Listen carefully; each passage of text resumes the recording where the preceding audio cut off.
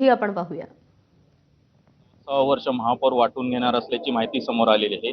एकीकडे पक्षप्रमुख उद्धव ठाकरेंनी असं म्हटलं होतं, कुठल्याही परिस्थितीत आम्ही भाजपसोबत जाणार नाही आहोत, विरोधी पक्षात विरोधात बसू। मात्र हे आता घडलं कसं? नाही, खरं तर हे घडलं कोणाच्या परवानगीविना घडलेलं दिसतंय। पक्षाची काही ही भूमिका भारतीय जनता पार्टीबरोबर जाण्याची मुळीच नाही, परंतु तरी स्थानिक शाखेनं कशा पद्धतीने निर्णय घेतला याची पूर्णपणे सखोल माहिती घेतली जाईल आणि त्याच्यानंतर पक्ष योग्य ते जे काही पावलं संघटनात्मक स्तरावर उचलायची ते निश्चित उचलेल।